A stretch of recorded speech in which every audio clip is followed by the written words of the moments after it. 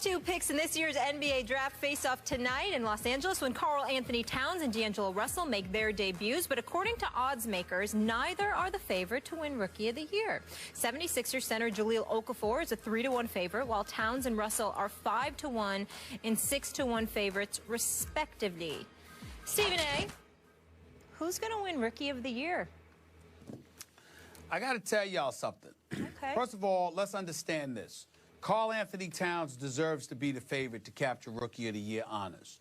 The reason that I say that, Skip Bayless, is because not only is he going to be your starter at the 5, I spoke to Coach Sam Mitchell on my radio show for the Minnesota Timberwolves yesterday as well. And by the way, Skip, let's take a quick moment to pay our respects to the late, great Flip Saunders, definitely. Yes. head coach, president of the Timberwolves, and his passing. A wonderful guy. God we worked bless. with him here at ESPN. Obviously, Coach, God bless him and his family. Let's just say that. Yep. But when you look at Karl Anthony Towns, they've got him starting at the 5.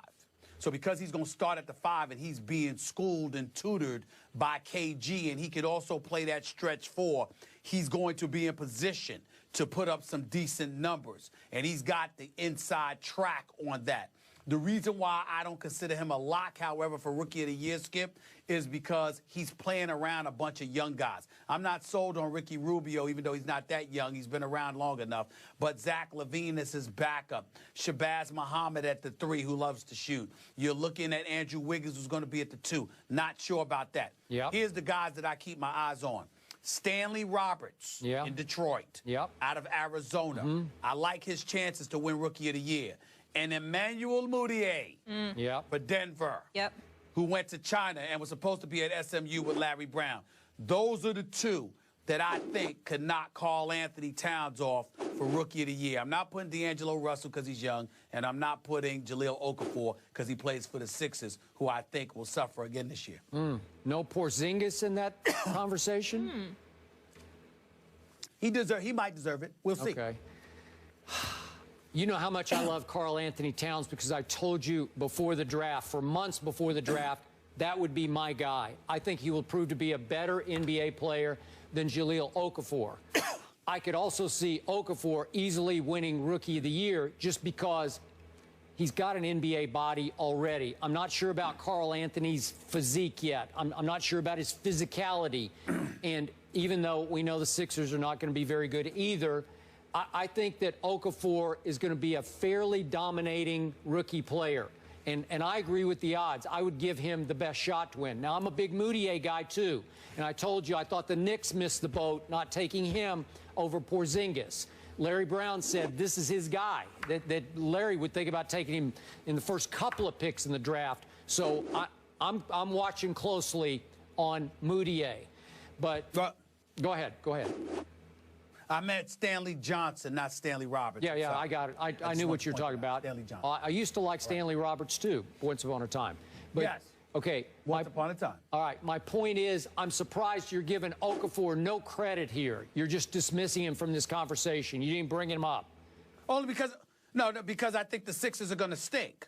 I think that we need to look at Sam Hinkie, the general manager, who openly tanked 1 season and arguably tanked 3. And at some point in time, whether it's Nerlens Noel being drafted while he's hurt, whether it's Joel Embiid being drafted while he's hurt, we have to start looking at the Philadelphia 76ers in the 4th largest market in America and saying, could you win some damn games for the city there? Jahlil Okafor can play. It won't be his fault, but the team is going to suffer. They're not going to be very good. That's why I couldn't consider him. It has nothing to do with him. Okay, and I'm going to remind you of this one more time. Bobby, my new Spur, 7'3" Serbian, is a rookie. He's 27 years old, but he qualifies, I'm pretty sure, as a rookie.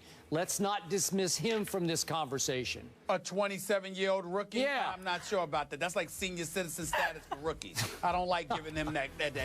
Well, I don't like putting them I'm pretty sure he qualifies. I know, but you better watch it. I'm looking for pops and flashes, just like crazy in football.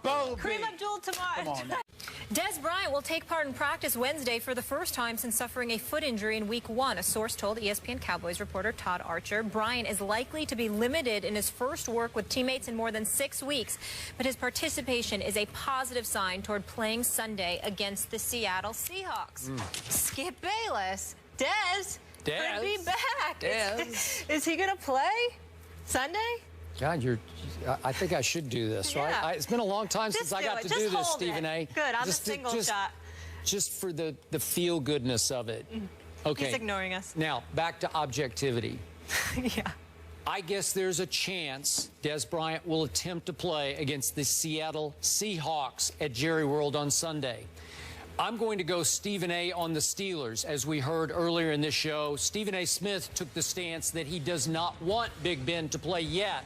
He should save himself to make sure he's ready to go for the back half of the season by not playing this Sunday against the Cincinnati Bengals in Pittsburgh. That was Stephen A.'s earlier stance on this show. I'm going to take a similar one here on Des. I do not want him to play against the Rough Riders that are the Seattle Seahawks Legion of Boom. I don't think it is worth the risk because, and I'm going to be honest about this, Stephen A., I do not like my team's chances against the Seahawks at Jerry World this Sunday. Seattle owes Dallas. Dallas embarrassed Seattle at Seattle, as you recall, last year. The Legion of Boom snacks on backup quarterbacks like Matt Castle. In fact, it'll be the equivalent. Matt Castle will be like Oberto beef jerky, just another piece of beef jerky for Richard Sherman. You get out. What you get, what you put in. Yeah, we get it. And so Love that Oberto. little voice in my stomach, you know, Richard will be dropping a little Oberto Castle jerky down his throat to you this time. I just don't love it. I'm sorry. It's the wrong place, wrong time. If I'm Des, I wait one more week just to make sure that your surgery will take and hold. And let's go ahead and let it all fly against the Eagles the following week at Jerry World.